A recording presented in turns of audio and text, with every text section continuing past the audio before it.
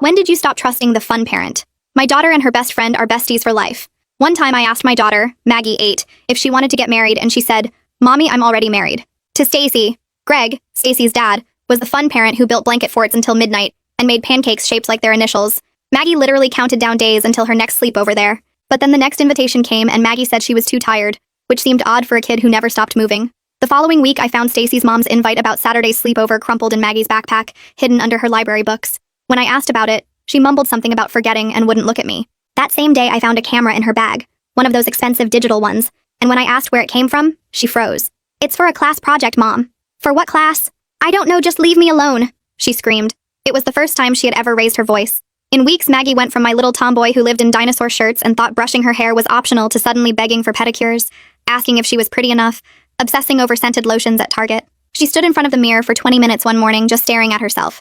And when I asked what she was doing, she said, "Making sure I look right." She was 8. When Stacy's mom called about the upcoming sleepover that Friday, Maggie overheard and started crying so hard she couldn't breathe, just ran to her room and slammed the door. The next Monday at school, pickup changed everything.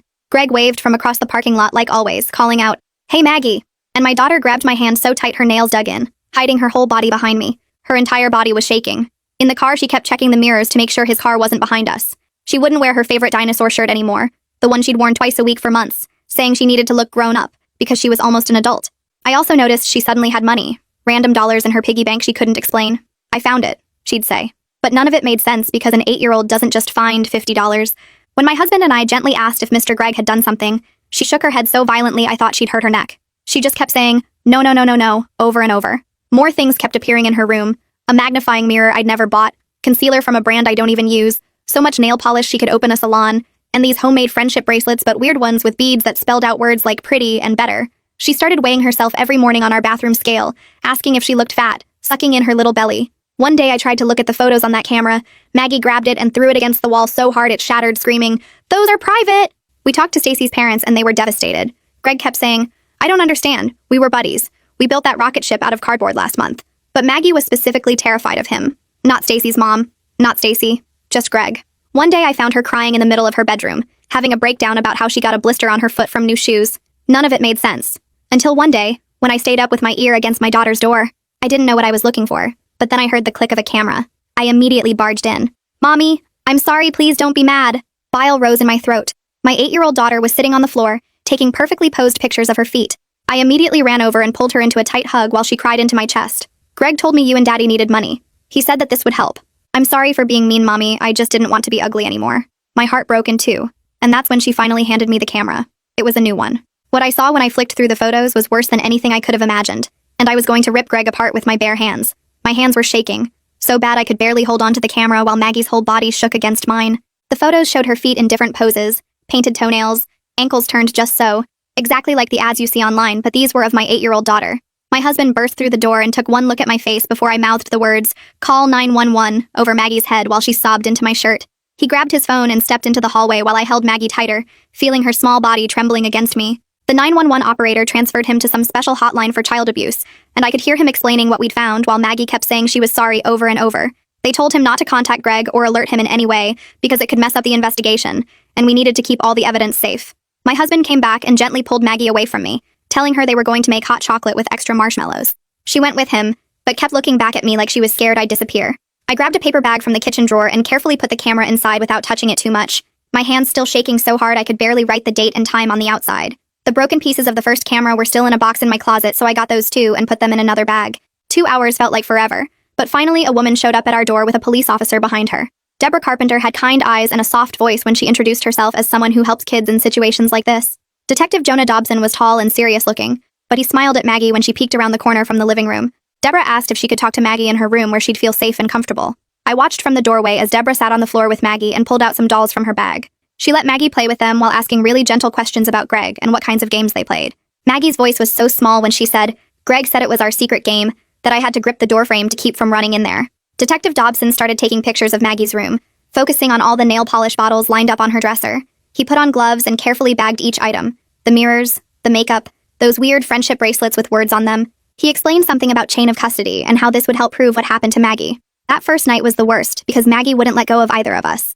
She slept right between my husband and me, waking up every hour crying and checking that we were still there. She kept whispering, "Don't let Greg come. and we promised her over and over that he couldn't hurt her anymore.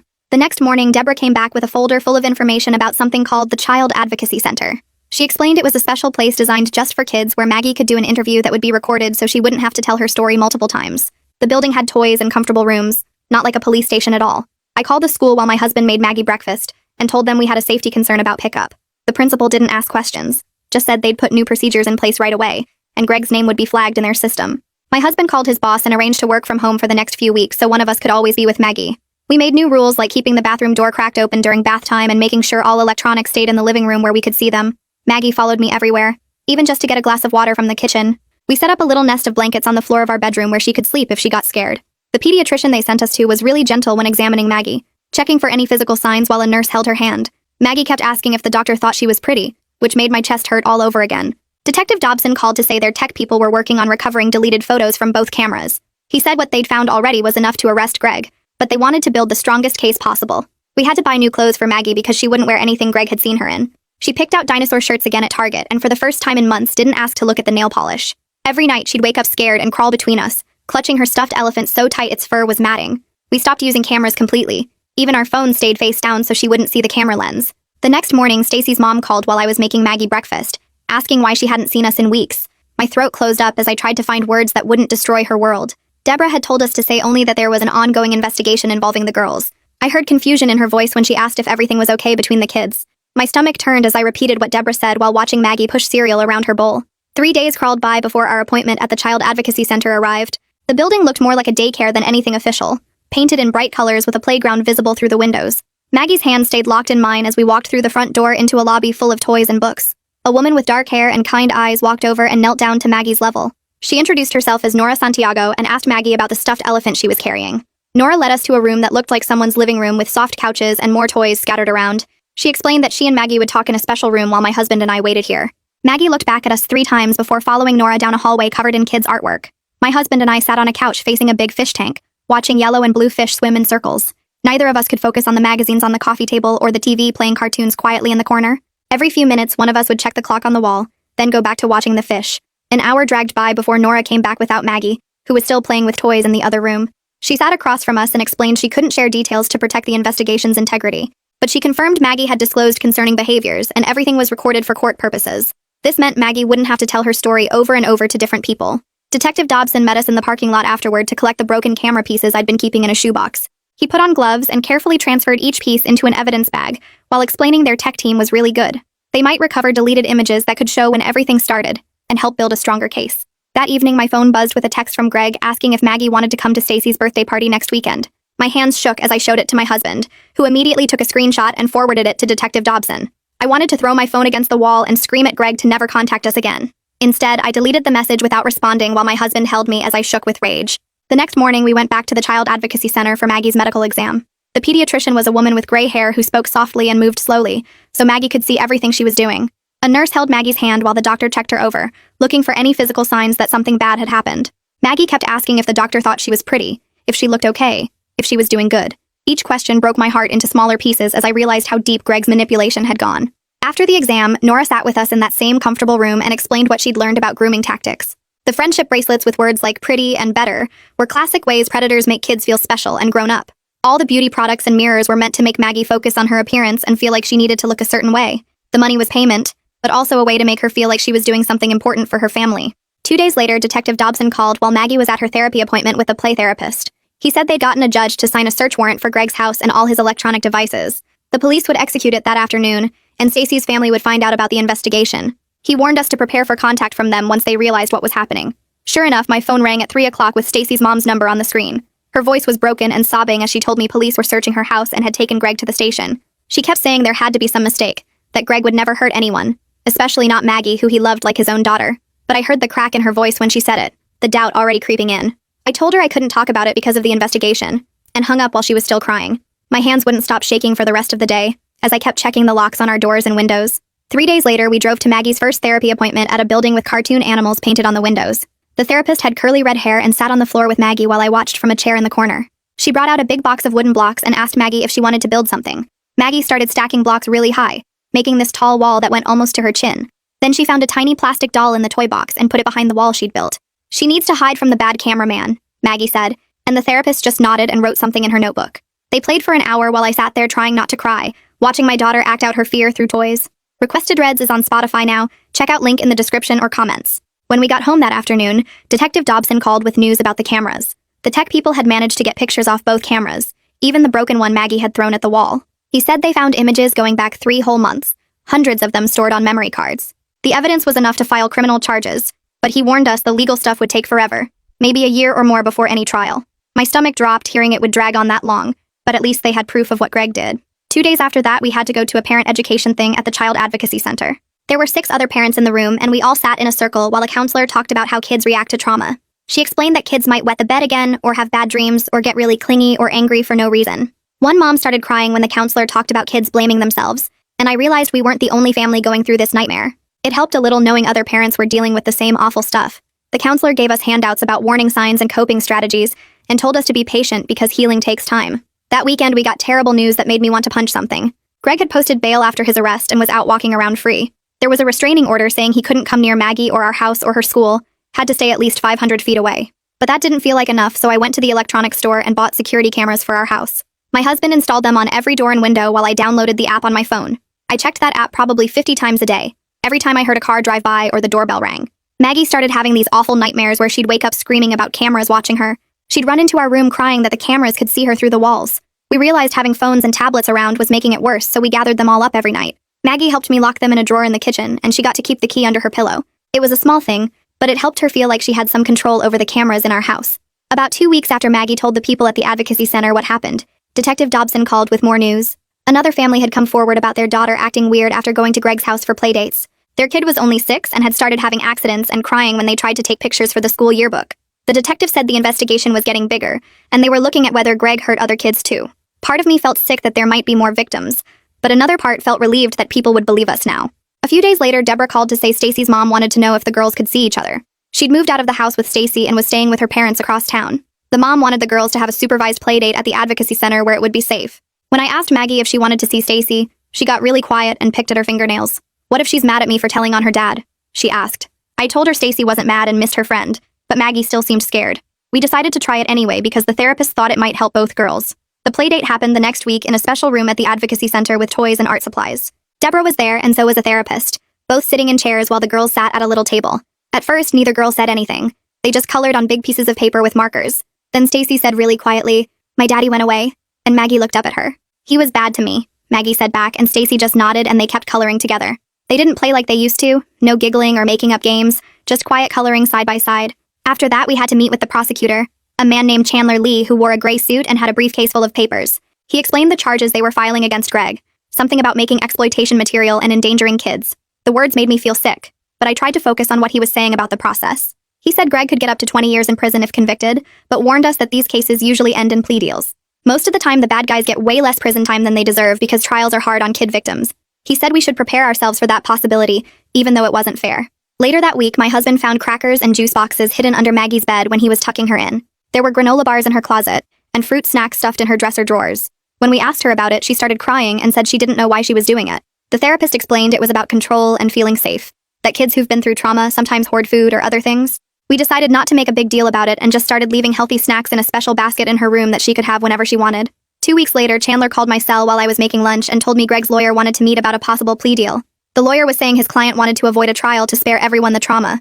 Chandler explained that trials with child victims were really hard on the kids because they had to relive everything. He said we should think about it carefully, but the decision was ultimately ours. My husband and I sat at the kitchen table that night after Maggie went to bed and talked in circles for hours. We wanted Greg to get the maximum punishment, but we also didn't want to put Maggie through more pain. The next afternoon, I went to check on Maggie in her room and found her sitting on the floor surrounded by all her dress-up clothes. She had the safety scissors from her art box and was cutting each dress into tiny pieces. Pink tulle from her princess costume covered the carpet like confetti. She looked up at me with tears running down her face and said she didn't want to be pretty anymore. I sat down next to her and helped her cut up the rest without saying anything. Later, the therapist explained this was Maggie's way of taking control and rejecting what Greg had made her believe she needed to be. She said it was actually a healthy sign that Maggie was processing her feelings. 3 months crawled by with meetings and paperwork and phone calls from lawyers. Then we had to go to the courthouse for something called a pre-trial hearing. My mom came to watch Maggie while we went, but at the last minute, the victim advocate said Maggie could wait in a special room at the courthouse if she wanted to come. Maggie said she wanted to be near us, so we brought her coloring books and snacks. The advocate took her to a room with toys and a TV while we went into the courtroom. That's when I saw Greg for the first time since finding out what he did. He sat at a table with his lawyer wearing a gray suit that looked too big on him. He seemed smaller than I remembered, like he'd shrunk somehow. His hair was thinner and his face looked older. I wanted to scream at him, but I just stared straight ahead. The hearing was mostly the lawyers talking about evidence and timelines and legal stuff I didn't really understand. After about an hour, we went back to get Maggie from the kids' room. She was coloring a picture of butterflies and didn't even look up when we walked in. She had no idea Greg had been just down the hall. The judge made a decision that day that changed everything for us. She approved using Maggie's interview from the advocacy center as evidence if the case went to trial. This meant Maggie wouldn't have to sit in court and answer questions from Greg's lawyer. The relief hit me so hard I started crying right there in the hallway. My husband grabbed my hand and squeezed it tight. We wouldn't have to watch our baby girl get interrogated about the worst thing that ever happened to her. A week later, Deborah called with news about Stacy's family. The mom had filed for divorce and moved out of their house to stay with her parents across town. She'd taken Stacy with her and enrolled her in a new school. Deborah read us a letter the mom had written, apologizing for not seeing what was happening. She said she was getting Stacy into therapy and promised to do whatever it took to help her daughter heal. The letter made me cry because I could feel her pain through the words. She was a mom too, and her whole world had exploded just like ours. Around this time, Maggie's school counselor called with something that made my heart feel less heavy. She said Maggie had been spending recess time with younger kids who seemed sad or left out. She'd been sharing her snacks and teaching them how to draw butterflies. The counselor said it showed that despite everything, Maggie's natural kindness was still there. It was the first real sign that the sweet girl we knew before this nightmare was finding her way back. Then Chandler called with news that made me physically sick. The forensic team examining Greg's computers had found evidence that he'd been selling some of the images online. This changed everything because now it became a federal crime. The FBI was joining the investigation, and Chandler explained this was actually good for our case. Federal charges meant Greg would face much more prison time if convicted. The thought of those pictures being out there somewhere made me throw up in the kitchen sink. My husband held my hair back while I sobbed and dry heaved. That night when I went to tuck Maggie in, I couldn't find her in her bed. I checked the bathroom and then heard a small sound from her closet. She'd made a little nest in there with her blanket and pillow. She looked up at me and said the closet felt safer than her bed. Instead of trying to convince her to move back to the bed, we decided to make the closet as cozy as possible. The next day, my husband strung up battery-powered twinkle lights, and I added more pillows and her favorite stuffed animals. We put a little battery lantern in there so she could read. If the closet made her feel safe, then that's where she could sleep. 2 days later, we got a call from a lawyer saying Greg's parents wanted to meet with us. They were offering money, a lot of money, if we would agree to ask the prosecutor for lesser charges. The lawyer said they were prepared to pay for all of Maggie's therapy and medical costs, plus additional compensation. My husband hung up without even discussing it with me. There wasn't enough money in the world to make us help Greg avoid consequences for what he did. We called Chandler right away to tell him about the offer, and he said it showed they knew Greg was guilty. 4 months had passed since that horrible night when I found Maggie with the camera. We'd settled into new routines with therapy twice a week and check-ins with Deborah. Maggie still slept in her closet and still wouldn't wear anything that reminded her of before. But that morning when we were getting ready for therapy, she came out of her room wearing something I hadn't seen in months. It was her dinosaur shirt, the one she used to wear twice a week, the one she'd hidden in the back of her drawer. She looked at me nervously like she was asking permission. I had to turn away so she wouldn't see me crying happy tears for the first time in forever. The therapist saw me wiping my face and gave me a small nod while Maggie settled into the play area with blocks and dolls. That same afternoon, Chandler called about another family coming forward, whose 6-year-old daughter had been to play dates at Greg's house, and started showing similar signs like asking if she was pretty enough, and having unexplained money in her backpack. The mom had found photos on her daughter's tablet that made her call the police immediately, and now they wanted to join our case, which Chandler said would make the prosecution much stronger. We met them at the prosecutor's office 3 days later, and their little girl was even younger than Maggie with the same scared look in her eyes that broke my heart all over again. The mom grabbed my hand in the waiting room and we both started crying without saying anything because we understood each other's pain without needing words.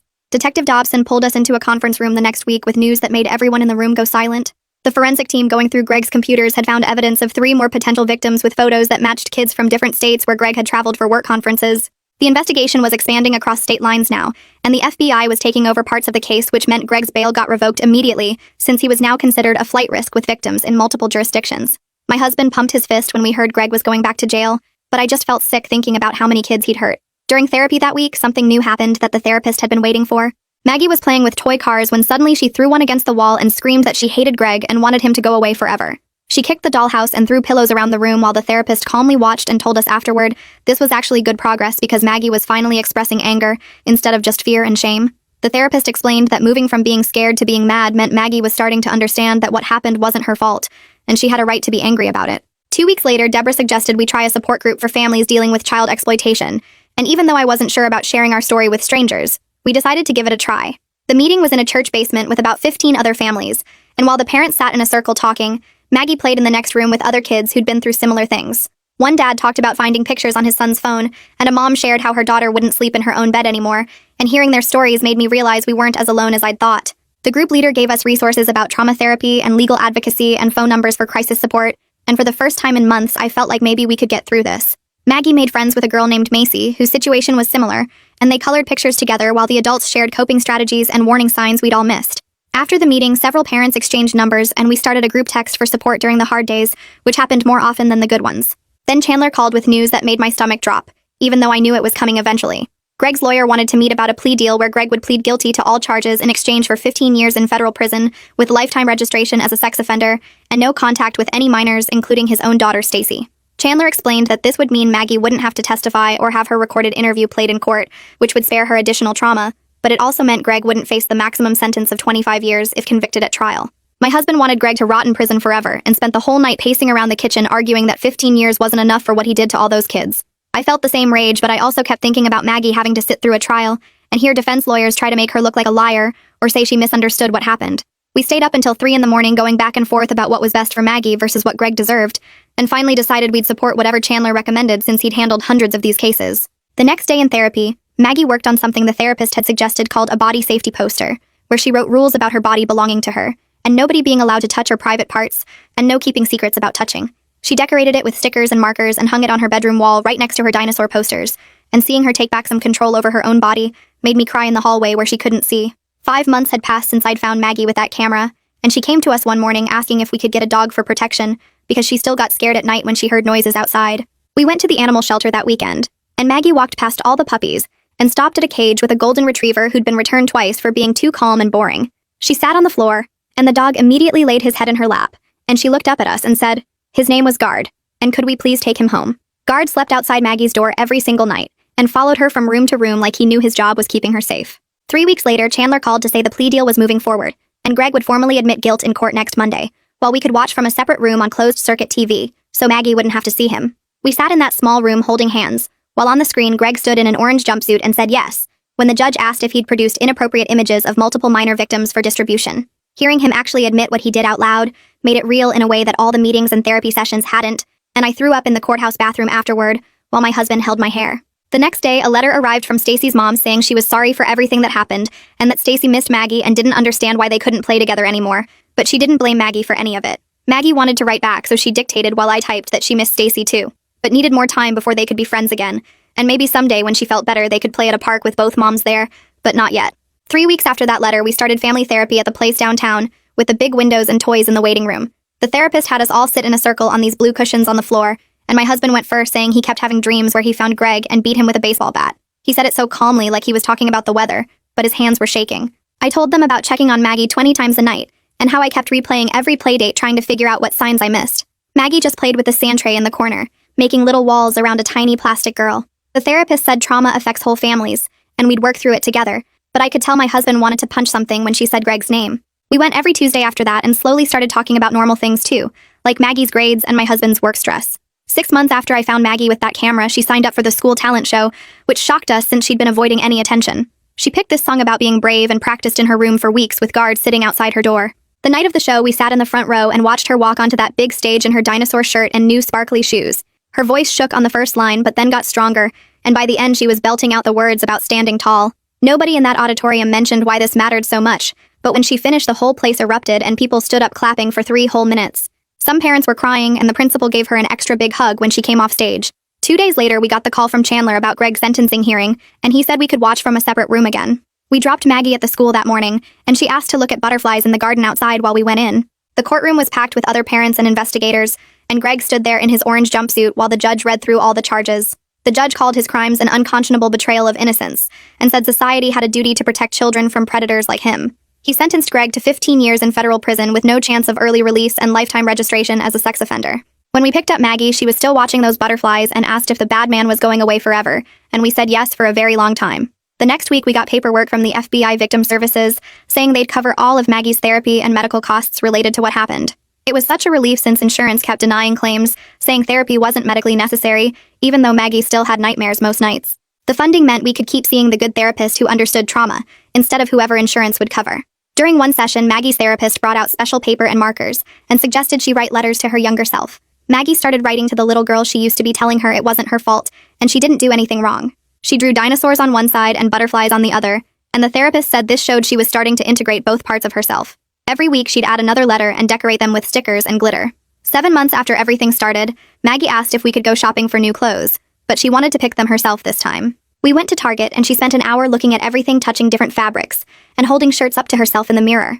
She picked out 3 dinosaur shirts and 2 pairs of sparkly sneakers and a dress with butterflies on it. At checkout, she said she wanted clothes that felt like her, not like what other people wanted. That same week, we got official notice that the court ordered Greg's house and cars and savings to be sold to pay restitution to all the victims. The money would go into a trust for Maggie's future education and therapy needs, which meant something good would come from all his evil. The lawyer handling it said there was enough to cover years of treatment plus college someday. Maggie's regular therapist introduced something called EMDR, where she'd follow a light with her eyes while thinking about the bad memories.